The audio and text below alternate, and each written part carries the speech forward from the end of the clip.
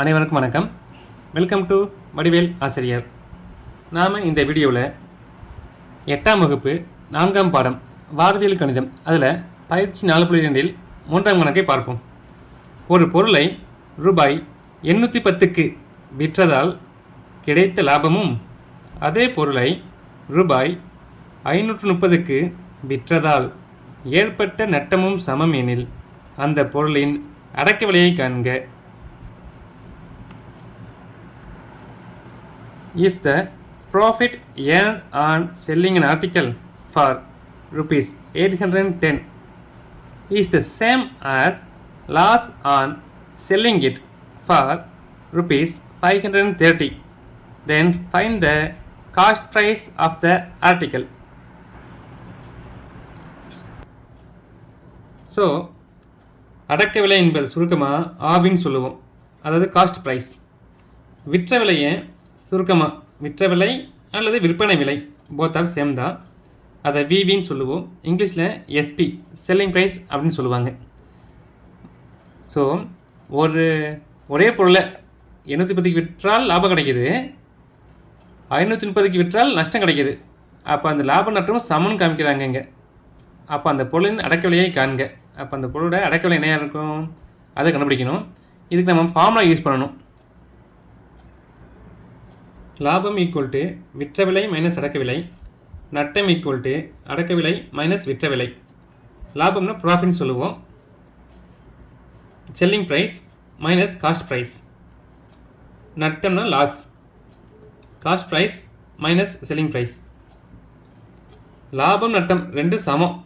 So என்ன பண்ண போகிறோம் அப்படின்னா, லாபம் நட்டம் ரெண்டு சமம் தான். ஸோ அந்த பொருளை விற்கிறதால லாபம் நட்டம் சமமாக இருக்கும். அப்போ ஃபார்முலா லெஃப்ட் சைடு ரெண்டு சமங்கும் போது ஃபார்முலா கூடிய ரைட் சைடு ரெண்டும் சமமாக தான் இருக்கும். லெஃப்ட் சைடு ரெண்டு சமம் அப்படின்னா ஃபார்முலா கூடிய ரைட் சைடு ரெண்டும் சமமாக இருக்கும். அப்போது லாபத்தில் இருக்கக்கூடிய ரைட் சைடு என்ன இருக்கு பாருங்க, விற்ற விலை மைனஸ் அடக்க விலை சமமாக இருக்கும். எதுக்கு சமமாக இருக்கும்? அடக்க விலை மைனஸ் விற்ற விலை. சரிங்களா? ஓகே, இப்போ சப்ஸ்டிட் பண்ணிடலாம். விற்ற விலை இது லாபத்துக்கானது, இது நட்டத்துக்கானது. ஓகேங்களா? ஸோ லாபம் விற்ற விலை மைனஸ் அடக்க விலை எழுதியிருக்கேன் ஈக்குவல் டு நட்டத்தை அது ரைட் சைடு எழுதியிருக்கேன். லெஃப்ட் சைடில் இருக்கிறது லாபம், இங்கே ரைட் சைடு கொஸ்டின் இருக்கிறது நட்டத்துக்கு உண்டான சமன்பாடு. இது கன்ஃபியூஸ் ஆகக்கூடாது. விற்ற விலை லாபம் விற்கிறதால எவ்வளோ லாபம் கிடச்சிது?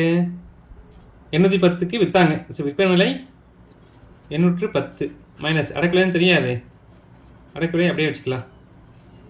நட்டம் இது அடக்க விலைன்னு தெரியாது, அடக்க விலை அப்படியே எழுதிக்கலாம். நட்டம் விற்கிறாங்க, நட்டம் எப்போ ஏற்பட்டுச்சு? 530க்கு விற்கும் பொழுது நட்டம் கிடச்சிது. ஸோ 530. விற்ற விலை லாபத்துக்கு உண்டானது அமௌண்ட்டை இங்கே எழுதிக்கணும், நட்டத்துக்கு உண்டான விற்ற விலை இங்கே எழுதிக்கணும். Okay, next step. 810 இங்கே இருக்கட்டும், அங்கே மைனஸ் இருக்குது பார்த்தீங்களா, அந்த சைடு கொண்டு வந்துடுங்க. ப்ளஸ் 530 ஆகிடும். அடக்க விலை இங்கே இருக்கிற மைனஸ் அடக்க விலை சமன்பாட்டின் வலது பக்கம் செல்லும் பொழுது ப்ளஸ்ன்னு மாறிடும். ப்ளஸ் அடக்க விலை ரெண்டையும் கூட்டிக்கலாம். 0 3 4 8 5 13. ஒரு அடக்க விலை ரெண்டையும் கூட்டினா 2 அடக்க விலை. அடக்க விலை தான் கண்டுபிடிக்கணும், அதை இங்கே வச்சுக்கலாம். பக்கத்துக்கு 2 அந்த பக்கம் கொண்டு போயிடலாம். ஸோ 1340 பெருக்கலுக்கு 2 இங்கே வரும்போது பக்கத்தில் ஆகிடும். இதை கேன்சல் பண்ணிடலாமா? 1 2 6 2 12, இங்கே 13 இருக்குது, மீதி 1. ஸோ 4 பண்ணி போட்டுக்கணும், 14 ஆகிடும். 7 2 14, மீதி 0 அடிச்சுட்டு 0 போட்டுருங்க.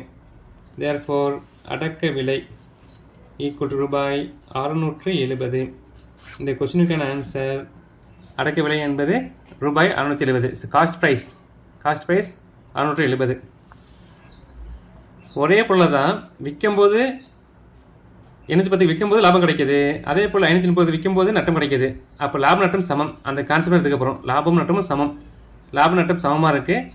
ஸோ லெஃப்ட் சைடு சமங்கும்போது ரைட் சைடு சமமாக இருக்கும். லெஃப்ட் சைடு லாபம் இங்கே எழுதிக்கிட்டேன், ரைட் சைடில் இருக்கிறது நட்டம். ஸோ நான் லாபத்துக்கு உண்டான விற்ற விலை இங்கே போடணும், நட்டத்துக்கான உண்டான விற்ற விலை இங்கே போடணும். ஸோ ரெண்டையும் சிம்பிளிஃபை பண்ணும்பொழுது நமக்கு ஆன்சர் அடக்க விலை காஸ்ட் ப்ரைஸ் கிடச்சிருது. அது 670. தேங்க்யூ.